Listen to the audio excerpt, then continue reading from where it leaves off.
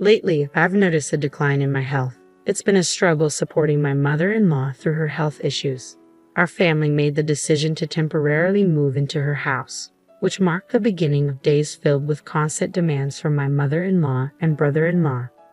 One day, while my husband was driving, a call came in from my mother-in-law on his cell phone. Due to poor signal, we put the call on speaker mode. Is she still alive? My mother-in-law's voice sounded weak. She's stubborn, isn't she? If I wasn't there, she might have been seriously injured or worse, my husband muttered, unaware that the call was on speaker mode. Their conversation took an alarming turn, revealing the sinister plan. Their deceitful intentions were exposed, and they were to face social penalties for their actions. My name is Wendy, and I live happily with my husband Tony and our beloved daughter Vicky. Vicky recently started kindergarten, and seeing her joy every day brings a smile to my face. Then one day, my husband received a call from my mother-in-law, Barbara. My health's been declining recently, she said weakly. Barbara had suffered a stroke in the past, leaving her with slight paralysis in her limbs. Although her symptoms weren't severe, she expressed her pain and concerns about her age and health. Barbara suggested that we all live at her place until her health stabilized. This proposition caught me off guard. I was aware that Tony's brother, Matt, lived with my mother-in-law, but Barbara expressed her discomfort with him being alone. Despite my strained relationship with Barbara, I agreed out of respect for my husband. Moving homes was a significant change, but fortunately our homes weren't far apart, and Vicky wouldn't need to change schools. Vicky herself seemed excited about the idea, which eased my worries. However, the reality of living with my in-laws proved to be more challenging than expected. The old house required extensive cleaning and upkeep, which fell mostly on my shoulders. While I worked tirelessly, my mother-in-law would distract Vicky with outings and reminisce about her favorite son's past achievements, leaving me feeling overwhelmed and frustrated. It was hard to reconcile her seemingly good health with her claims of poor health.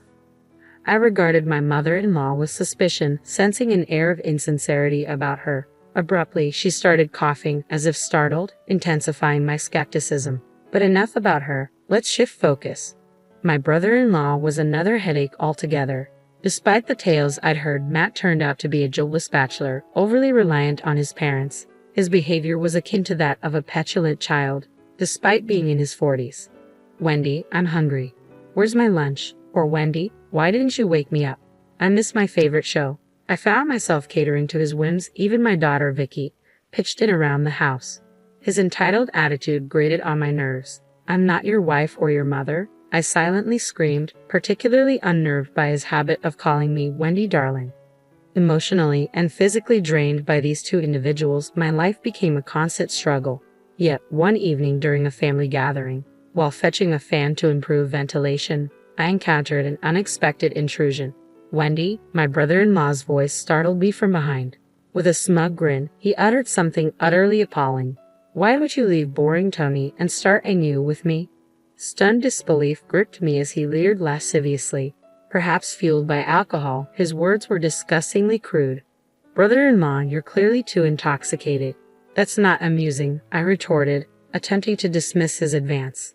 Yet he persisted, threatening to reveal a fabricated secret to Tony. In a bid to escape his advances, I tried to leave, but he forcibly grabbed my arm. Enough was enough.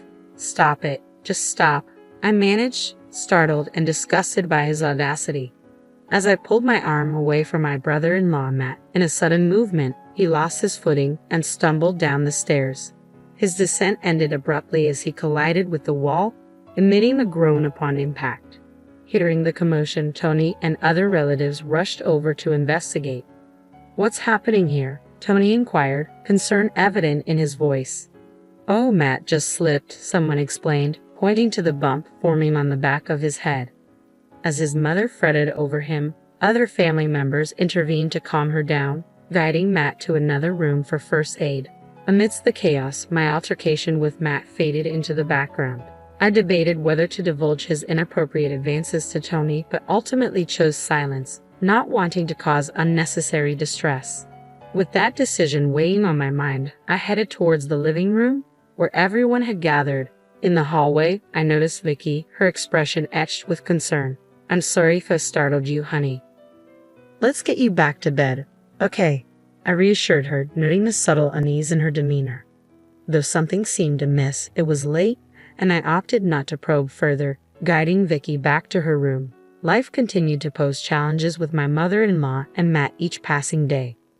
Forced to endure my mother-in-law's mundane chatter and tend to my brother-in-law's immature demands, I often felt the urge to escape.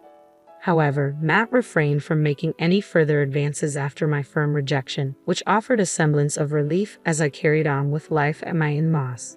Then, on an unexpected day, another incident disrupted the routine.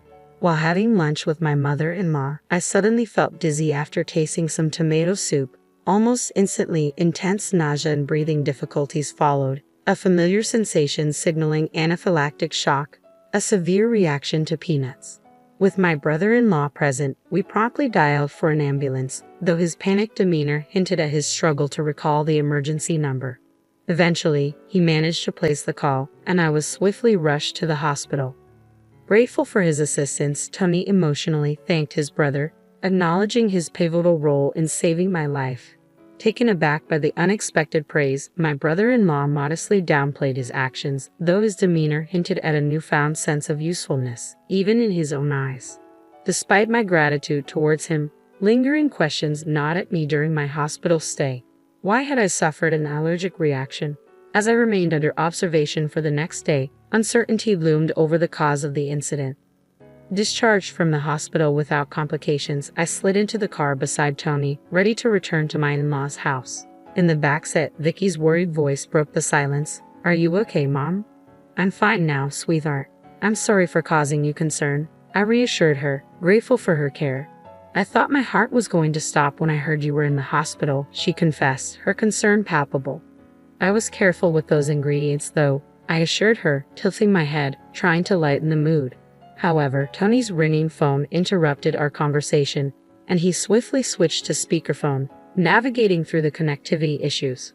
As my mother-in-law's voice crackled through the speaker, her troubled tone was unmistakable. "Seems the call got cut off," she lamented to my brother-in-law, Matt. Their ensuing conversation left us all visibly unsettled. "She's still alive. She's really stubborn, isn't she?" my mother-in-law remarked callously, prompting Tony to defend me, albeit unheard by her. Their dialogue took a chilling turn, revealing a disturbing lack of empathy.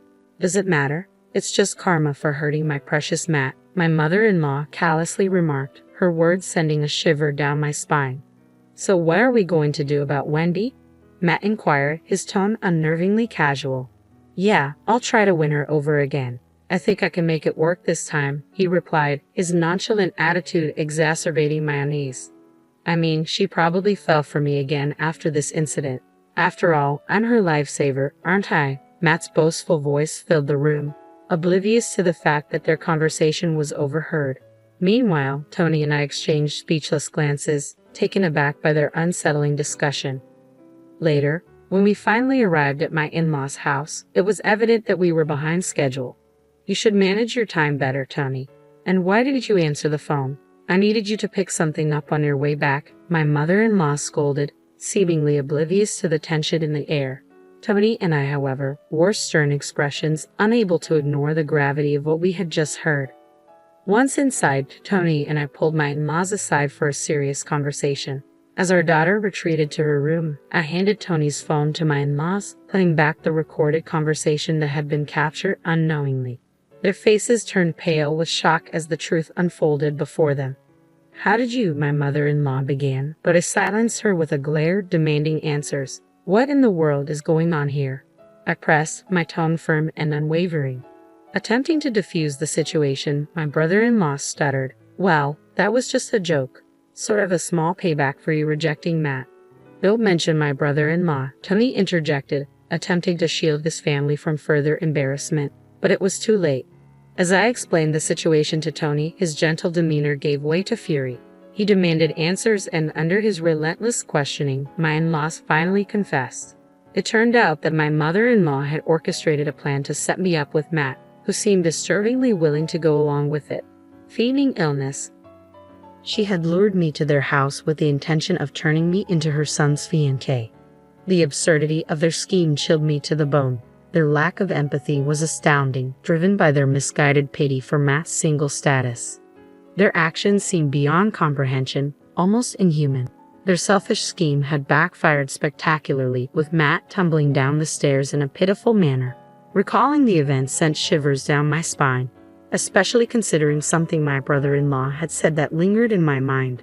What secret about me were you using as a threat? With a hesitant glance at my husband, he reluctantly confessed, revealing that it was about the 50 I had tucked away. They had wrongly assumed it was from secretive financial endeavors like stock trading or foreign exchange. In reality, it was earnings from my writing hobby, known and approved by my husband, who always emphasized the value of hard-earned money. It turned out my brother-in-law had stumbled upon my bank book during a visit and shared his discovery with my mother-in-law, sparking their ill-conceived plot. She, fueled by revenge for my rejection of Matt and his subsequent injury, conspired with him to sabotage my lunch with peanut powder, hoping to retrieve the money later. However, Matt's fear and guilt overwhelmed him when he saw the extent of my suffering, prompting him to call for help. Meanwhile, my mother-in-law had been futilely trying to extract the bank account passcode from Vicky, manipulating her with absurd tales about my supposed wrongdoing and threats of police involvement. On that day, the mystery behind Vicky's strange behavior towards me was unraveled. Confronting my mother-in-law, I couldn't fathom the shamelessness of her actions, manipulating her own grandchild and attempting to steal her younger brother's wife. I never imagined you were capable of such foolishness. Tony's voice rang with anger and disbelief, his fists clenched with rage. Matt, seemingly stung by the blow to his pride, shot back, "Don't get cheeky just because you're my younger brother. I'm way more handsome than you. If I had met Wendy before you did, she would have definitely married me." Tony's fury only intensified at Matt's audacity, but I found myself even angrier than my husband. "You've got to be kidding me. Tony is a decent human being, unlike you. There's no way I would marry a deluded jerk like you even if hell froze over." I snapped, my words dripping with disdain. "You middle-aged narcissist, grow up and stop adding darling to my name." As I unleashed a barrage of insults, Matt visibly shrank under my scathing glare. Regaining my composure, I spoke in a calm but firm voice, "Your actions have crossed the line. I nearly died. I'll be filing a criminal complaint for assault. You'll pay for the damages." Their faces drained of color, Tony and Matt fell to the ground, pleading with trembling voices, begging us to drop the lawsuit. "We didn't think you'd be hurt that badly," they stammered, their voices desperate. "Forgive us. We're family, right?" As Tony and I exchanged glances, considering their pleas, Vicky entered the room, clearly unsettled by the commotion. My mother-in-law, attempting to deflect attention, forced a smile and ushered Vicky away, saying, "Come on, Vicky, we're a little busy right now. Let's go back to your room."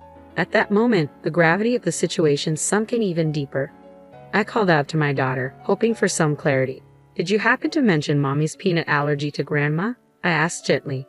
"Yes, she told me to tell her about you," my daughter replied hesitantly. "So I said that even one peanut would make it impossible for you to breathe, and you'd die." As I stroked my daughter's head, I cast a cold glare at the two of them. "There's no room for sympathy here. Accept your social sanctions quietly," I said firmly. Stunned, they fell silent, realizing the consequences of their actions.